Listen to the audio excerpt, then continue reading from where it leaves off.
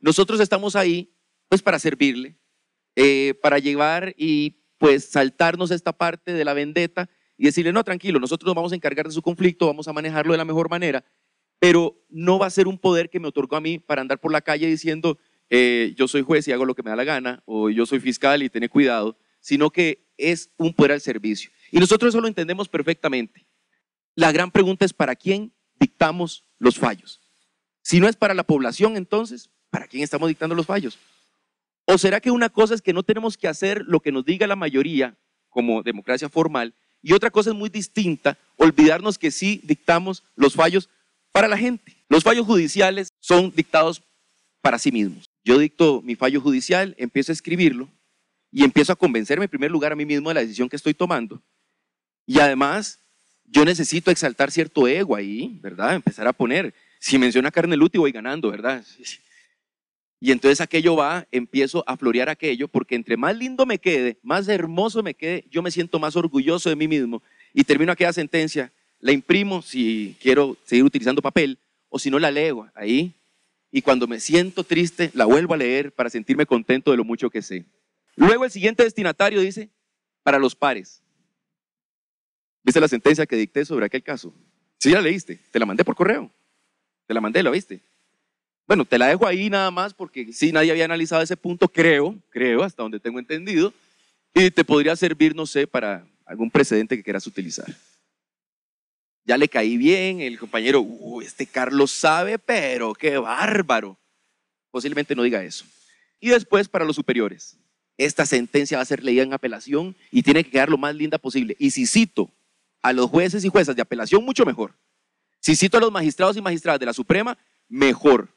Porque así cuando ellos se lean arriba, recordemos que ellos también dictaban fallos para sí mismos, entonces sienten contentos y contentas de verse citados en aquella resolución judicial que queda tan hermosa. Y además les quito esa posible idea que podrían estar manejando de anularme mi sentencia. ¿Cómo me la vas a anular si vos decías eso? Mira, no vas a estar revocando ahora mi resolución si vos lo decías. Entonces estoy en un diálogo con mis superiores a través de la sentencia. Entonces yo hablo con mis superiores, hablo con mis pares y hablo conmigo mismo.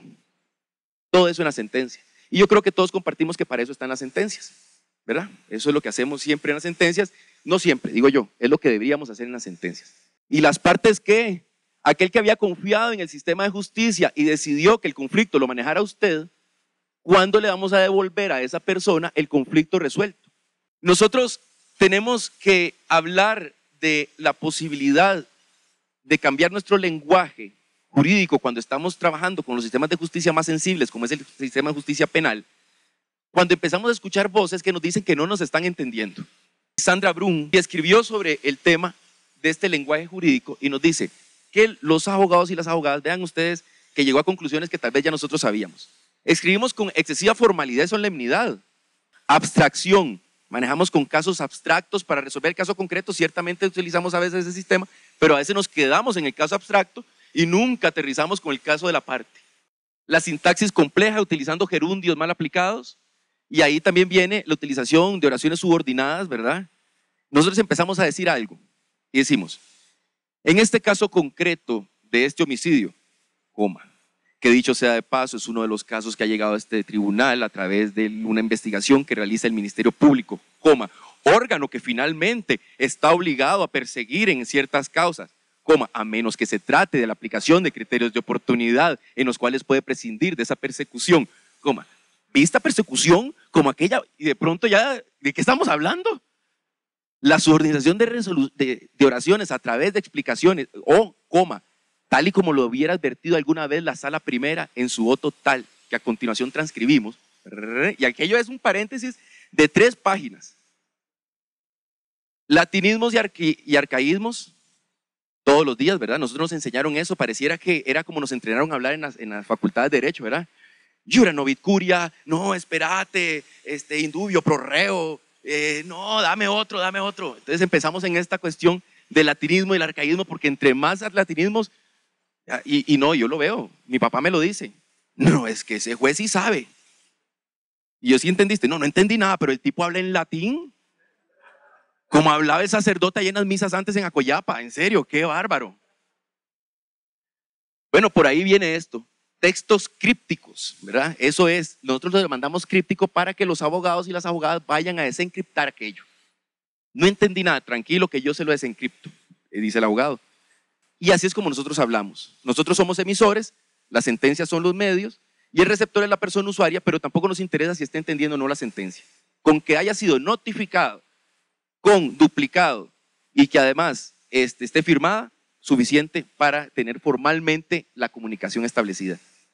Y si lo veo como un interlocutor, si bien usted no me va a estar respondiendo a mí cuando yo le estoy hablando, yo tengo que pensar en que usted me está entendiendo lo que yo le estoy diciendo. Intentar por lo menos que mi mensaje sea lo más comprensible posible. En el proceso penal y lenguaje que está reformándose, el lenguaje democrático va a tener mucho sentido.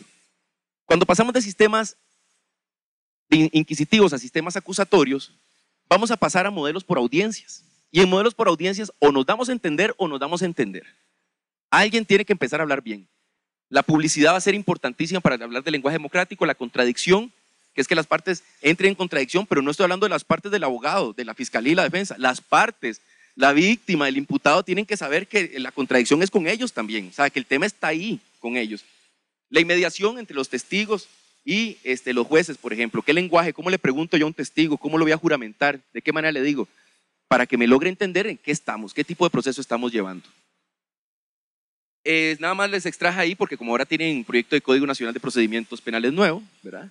Dice como garantía el artículo 18 que hay una garantía de las autoridades que intervengan en los actos iniciales, óigase fiscalía, ¿verdad? También la defensa interviene en los actos iniciales, tienen que velar para que la víctima y el imputado conozcan sus derechos. Conozcan no es que yo se los haga por escrito y se los pase para que los lea, no, conocer es explicar y que entiendan cuáles son sus derechos. Si nosotros consideramos que no es del todo sano utilizar el servicio a favor propio, debemos comprender que cuando utilizamos un lenguaje que solo nosotros entendemos, estamos utilizando ese servicio a favor propio.